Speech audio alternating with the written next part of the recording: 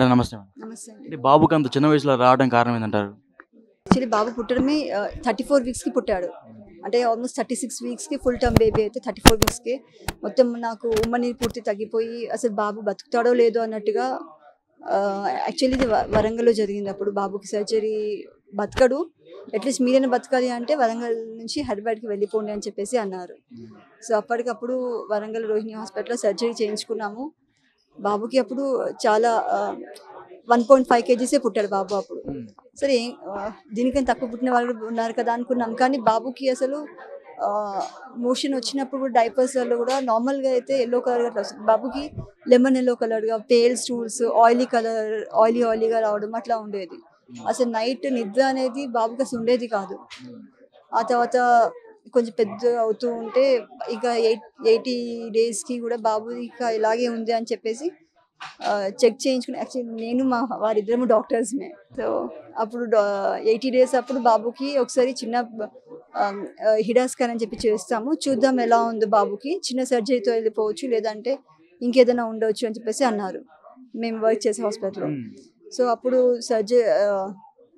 అప్పుడు చూస్తే బాబుకి బైల్ డక్ట్ అనేది లివర్ నుంచి ఇంటెస్టైన్స్కి వచ్చేసి పైపే కనిపించట్లేదు బాబుది. సో దానికోసం చిన్న ప్రొసీజర్, ఒక స్టంట్ లాగా వేస్తాము, ఆ తర్వాత ఒక 2 ఇయర్స్కి మళ్ళీ లివర్ ట్రాన్స్ప్లాంటేషన్ చేస్తాము అని చెప్పేసి అన్నారు. సో అలా చేస్తే ఎలా ఉంటుంది, లివర్ ట్రాన్స్ప్లాంటేషన్ తర్వాత ఎలా ఉంటుంది అని అడిగితే ఎవరు ఓకే జాగ్రత్తగా చూసుకోవాలి బాబుకి అని చెప్పేసి అన్నారు. కానీ ఎక్కడ వెతికినా కూడా నాకు ఈ డిసీజ్తో నాకు ఎవరు కనిపించలేదు.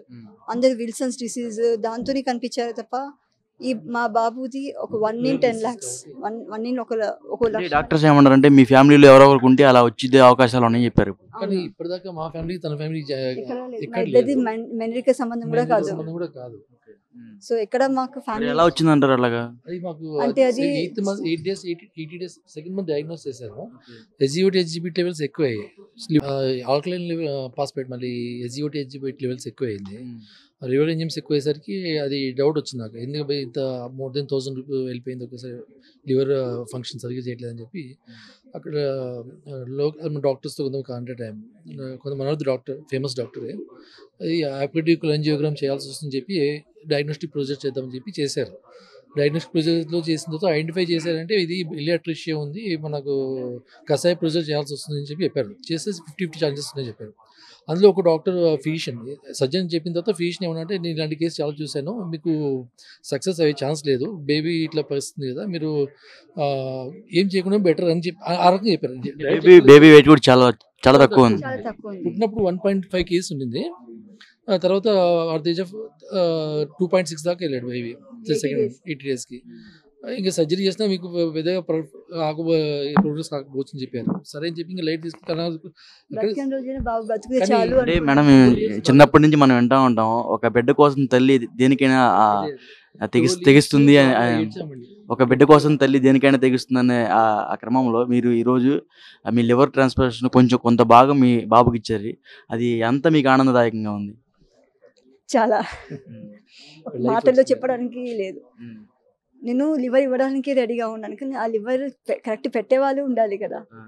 నాకు ఈ డాక్టర్, నేను బాబుకి నేను పుట్టించాను కానీ మా బాబు బ్రతికి ఉన్నాడు, ఇలా హ్యాపీగా ఉన్నాడు అనుకుంటే ఫస్ట్ రీజన్ మాకు డాక్టర్ నయీం సార్ వాళ్ళే. అసలు అది చాలా పెయిన్. అంటే అసలు బాబు పుట్టాక మళ్ళీ మాకు వేరే బేబీ అన్న కూడా భయం అయింది మాకు, హెరిడిటీగా వచ్చింది అన్నప్పుడు. సో మళ్ళీ బేబీకి ఇలాగే వస్తే మళ్ళీ ఇంకో బేబీకి పుట్టించి మళ్ళీ ఇంత ప్రాబ్లమ్స్. సో నాకు దెబ్బ తగిలితే నేను ఏడ్చేసి ఊరుకుంటాను, కానీ నా ముందు నా పిల్లలు ఏడుస్తూ ఉంటే అది చాలా హారిబుల్గా ఉంటుంది. సో ఆ తర్వాత మళ్ళీ బై గాడ్స్ మాకు ఇంకో పాప హెల్తీగా పుట్టింది. అసలు ఒక్కటి అని కాదు సార్, అది చాలా ప్రతి ఒక్క నైట్ మాకు చాలా హారిబుల్. అసలు నైట్ నిద్ర అనేది ఉండేది కాదు బాబుకి. ఒక్కొక్క మూమెంట్లో బాబు ఇలాగే బతికితే చాలు అనుకున్నాం, కానీ ఒక్కొక్కసారి వాడు నైట్ నిద్ర ఉండేది కాదు, తల ఇలా కొట్టుకునేవాడు. అది చూస్తూ ఉంటే బాబుకి యుతాన్సే చేయిద్దామా అనుకునే స్టేజ్ కూడా వెళ్ళాము మేమైతే.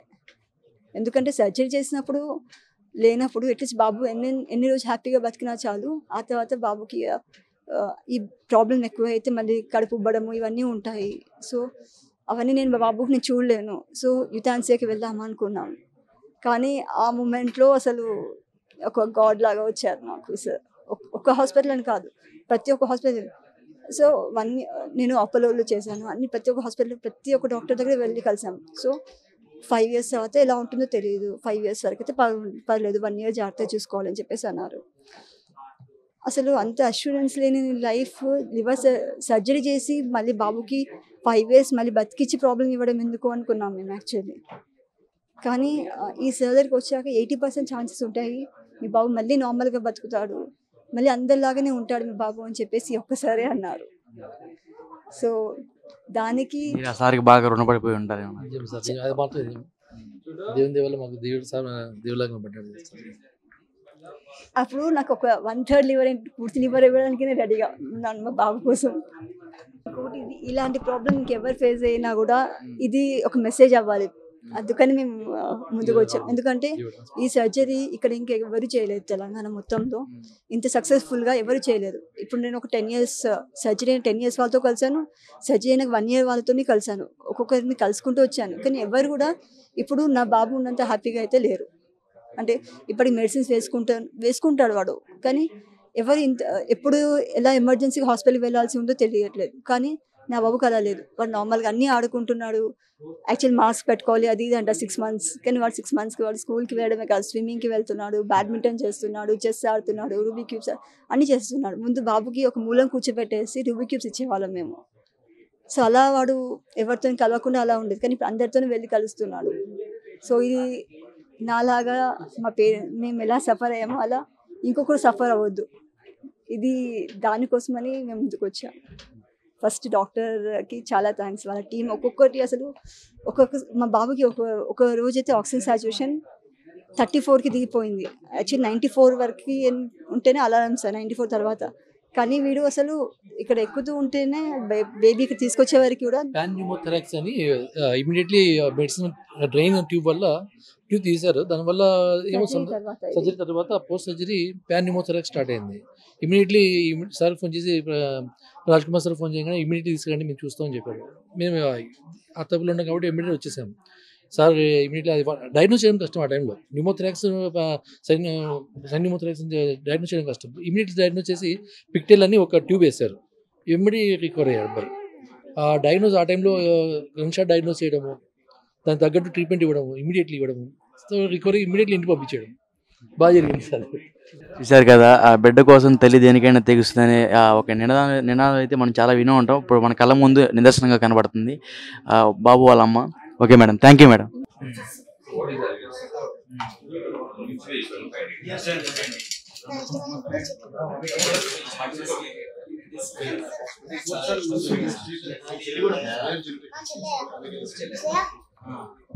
Basically, this is very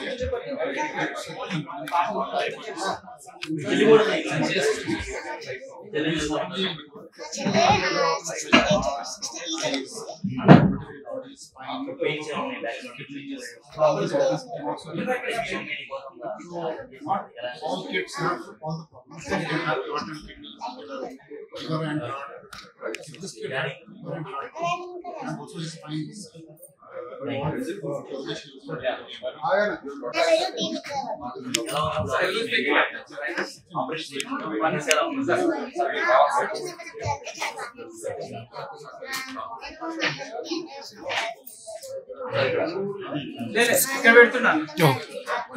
ఎవరో చిన్న ఉన్నారు నేను తీసేసుకున్నాను ఇక్కడ ఉంచాను. అదే అదే 1 minute సార్ అక్కడ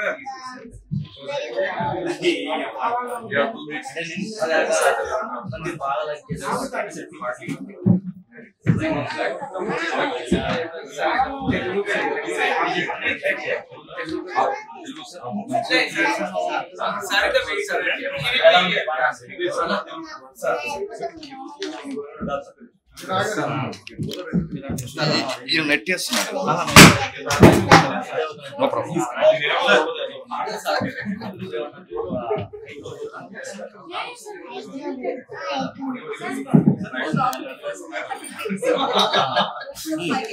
Yes, sir.